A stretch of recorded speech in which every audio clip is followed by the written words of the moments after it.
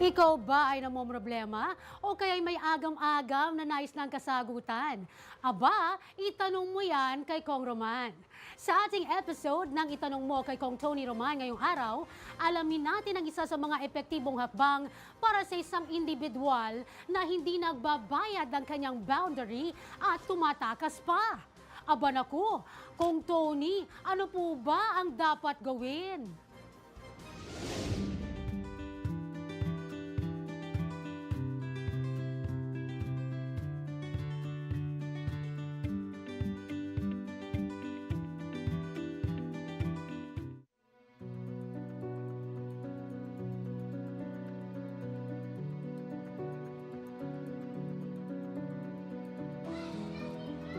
Ay, pare, kamusta? Uy, okay lang naman. Linis ng e-bike mo ah. Oo lagi kong nililinis to eh. Kaso 5 buwan ka na hindi nakakapaghulog. Pasensya na boss wala kasing gaanong pasahero ngayon eh. Bigyan mo pa ako ng mga kahit ilang buwan pang palugit. Parehas din naman tayo nagnenegosyo. Paano yan? Pasensya ka na, bigyan mo pa ako ng mga ilang buwan pang palugit. May pinapakain din ako sa bahay. Pasensya ka na boss, bigyan mo pa ako nga kahit mga 2 buwan pa.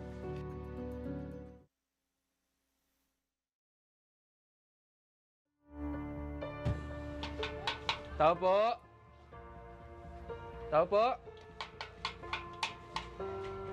Tao po! Ano yun? Diyan ba tatay mo? Bakit? Bakit hinahanap mo yung tatay ko? Bakit hinahanap mo yung tatay ko? May usapan kasi kami ngayong araw. Magbabayad na daw siya. 5 buwan. Anong 5 buwan? Halos buwan-buwan nga naguhulog yun sa'yo. Ano, nakalimutan mo na agad? Di sana kung may dumadating sa aking pera eh. So parang pinapalabas mong sinungaling yung tatay ko, gano'n? Mas sa ganun, nagnenegosyo lang rin ako. Kailangan ko rin ng pera. Para mo naman ginagawang sinungaling yung tatay ko niyan. Kakahulog nga lang niya sa'yo nung nakaraang araw eh. Hindi mo na maalala? Wala pa rin talaga ako natatanggap.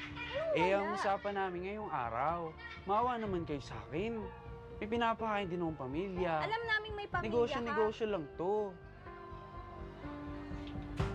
Kung Tony, di po kasi nagbabayad ng tariya yung pinapamanayaw ko ng e-trike. Ngayon, galit pa yung anak niya kasi naguhulog naman daw sila.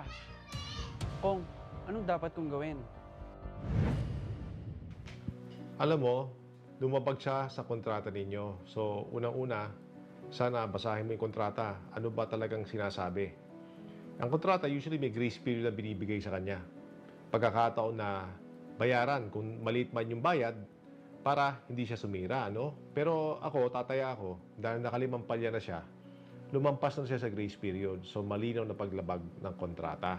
Yung kontrata, malamang may sinasabi tungkol sa repossession. Dahil hindi nga niya nabuo yung pagbabayad, dapat ibalik niya sa iyo yung e-trike. Bukod dyan, wala siya karapatan sa refund para sa mga ibinayad niya nung una. Kaya anong dapat mong gawin?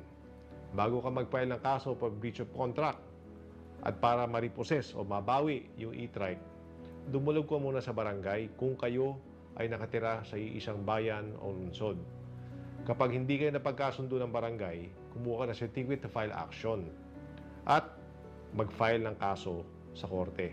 Para nga, mapanagot siya sa pagsira niya sa kontrata at mabawi ang e-trike. Sa mga nais humingi ng libreng payong legal, pagpadala ng mensahe sa congresstv24@gmail.com o di kaya sa Congress TV Digital.